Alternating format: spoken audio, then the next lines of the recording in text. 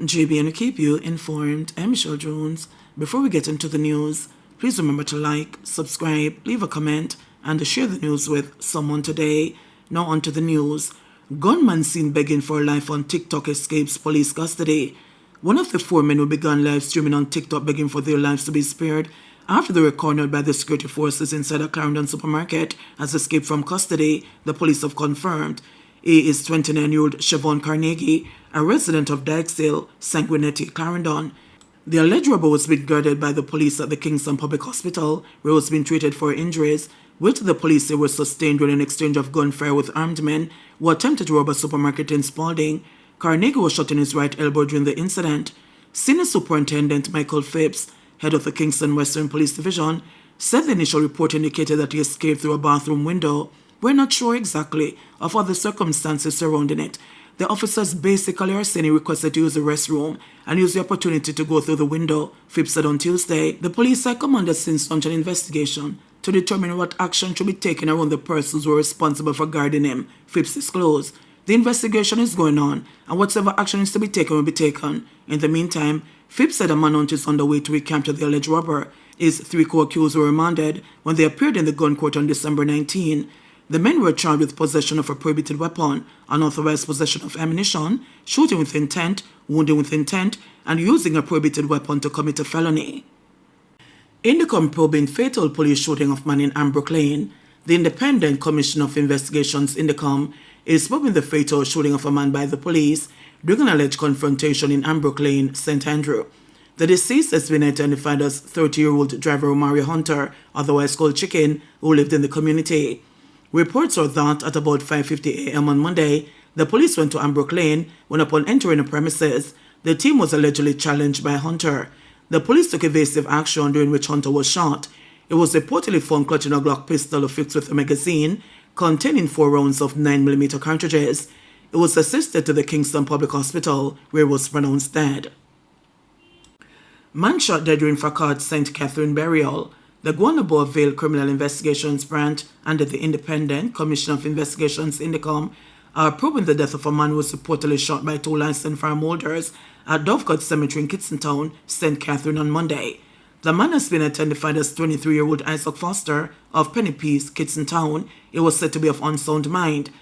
The bizarre incident unfolded in the presence of the police. In a video that has been making the rounds on social media, Foster is seen opening the casket of a woman while her burial was in progress at Dovecote Cemetery. Mourners are heard shouting to 2 police officers at the scene to intervene, but they hesitated. In another video, the corpse is seen on the ground with the clothes ripped. The mentally ill man is then shot by a man in plain clothes in full view of the police. He falls to the ground and is later seen being carried by the officers toward a police vehicle. According to the police report, Foster disrupted the burial proceedings at about 2:15 p.m. He attempted to open the casket but was stopped by mourners, including a licensed fireholder. Foster was shot by the licensed fireholder after he used a concrete block to hit the man on the head. Despite being wounded, Foster returned to the casket, opened it, and removed the body. He then threw stones at mourners, and another licensed fireholder intervened and shot Foster several times. The police say a team was in the area responding to a report of a disturbance by a mentally ill man when explosions were heard. When the officers arrived at the cemetery, they discharged their guns to bring the situation under control. The wounded people were taken to a hospital where Foster was pronounced dead and the licensed fireholder treated and released. Trelawney Municipal Corporation ordered to clear a garbage pile-up at Falmouth Market. The Falmouth Market in Trelawney could be facing closure over sanitation issues amid weeks of uncollected garbage, which has given rise to public health concerns. The Trelawney Public Health Department issued a notice on the Municipal Corporation on December 16 to clear up the pile of garbage within 3 weeks. On Monday, more than 2 weeks after the notice was issued, the mountain of garbage remains untouched and continues to mount.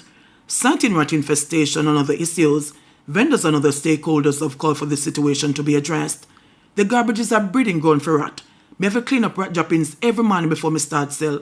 This is an unhealthy situation, a butcher at the market, who asked not to be named, said. Food vendor Venice also bemoaned the state of the market. Me lose several pound of pumpkin and rat bite them and nobody for pay it. The market needs proper management, she complained. Efforts to get a comment from Falmouth Mayor Colin Gager, as well as the head of the National Solid Waste Management Authority, Audley Gordon, were unsuccessful. Importation of ice a short-term necessity, says Albin Hill. Minister of Industry, Commerce and Investment Albin Hill has defended the decision to authorize the importation of ice into Jamaica. Jamaica's primary manufacturer of ice, Pure National Limited, suffered a major setback after a fire caused extensive damage to its plant a few months ago. This caused the government to grant Pure National a permit for ice to be brought into the market to maintain supply over the next 6 months. The ice factory broke down, the biggest one by far. There was no way we could find the local manufacturer or producer to fill that gap, just impossible. And so dealing with us at the Ministry of Industry, Investment and Commerce and the Ministry of Finance, we were able to get ice back just in time, in fact, for the business season. That's the story. First of all, you're importing and you're probably asking for somebody for part of their capacity that they didn't plan to export, so price might go up. They probably know, if they're good at their business, that Jamaica would have a problem. Their normal price might not apply. I don't know the details as to why that may have happened, but all kinds of market forces come into play when you have an emergency. Also, you have to understand that and I'm not making any accusation, while Pure Ice would bring in the product, it is not the only distributor. And distributors have their own markup. They also know the demand at this time. Road deaths set for a 7-year low in 2024. Jamaica's road fatalities are set for a double-digit reduction in 2024, while falling below the 400 mark for the first time in 5 years and hitting a 7-year low. On the final day of 2024, the total number of road fatalities stands at 364, a 14% decrease, compared to the 425 deaths recorded in 2023, according to the Island Traffic Authority, ITA. Westmoreland and St. Catherine accounted for most of the fatalities this year, with a combined 119 deaths. St. Catherine had 62 fatalities, while Westmoreland had 57 fatalities, with motorcyclists accounting for 26, or just under half of the deaths. St. Andrew with 38 and the St. Anne with 37 rounded out the top 4 parishes that saw the most fatalities. The parishes with the least recorded road deaths were Kingston with 7 and Portland with 8. The ITA says vulnerable road users, including pedestrians, cyclists, motorcyclists, and pillions, account for 60% of the road users killed since the start of the year. While the reduced number is hailed as a success, the ITA is still cautioning road users against risky behavior and encouraging defensive driving as the holidays continue. According to ITA statistics, 322 road users were killed in 2017, 389 in 2018, 414 in 2019, 433 in 2020, 487 in 2021, 488 in 2022, and 425 in 2023. Spark program begins. Prime Minister Dr. Andrew Holness has declared that his administration is determined to rehabilitate the country's road network. The administration has been heavily criticized for the poor state of the roads. Speaking Monday, during a tour of Everest Road in Harbourview, St. Andrew, the first of several projects to be undertaken under the Spark program, Dr. Holness reiterated that a number of community roads will be repaired under the $40 billion program. He said residents in communities across the island are determined the list of roads to be repaired under Spark. The Spark program is a national program, though it is constituency executed. It's a national program, and it is a program designed to ensure that Jamaica's road network is in the best state. The Spark program, however, is divided into 2 elements. The element that we are launching today is the community road element.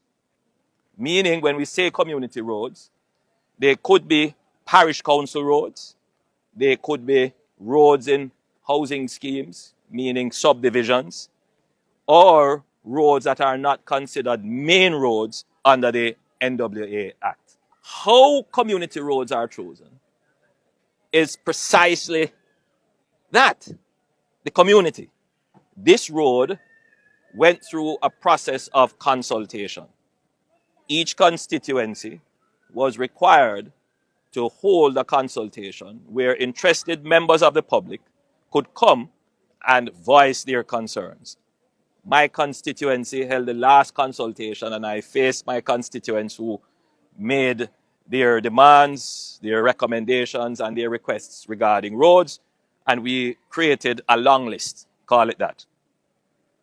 Now, from the long list, the Member of Parliament, the NWA, the councillors, and other interested parties would go through and we come up with a short list. Now, not every road on the long list can be repaired. So the roads that we're going to be repairing first are the roads that, first of all, require the least intervention, meaning that there are some roads that will require massive retaining walls, will require the laying of pipes, big water mains. We may have to acquire land. And so those things elongate the process. And if we were to take a road that requires all of that, then we probably won't start until another year. So we're starting with the roads that are easiest to rehabilitate. This road presented itself as such. We intend to start rapidly right across the island. So though we're starting here today, other constituencies and other communities can expect within short order they will see a mobilization of work assets in their areas for the roads for which they have expressed the interest in seeing those roads rehabilitated.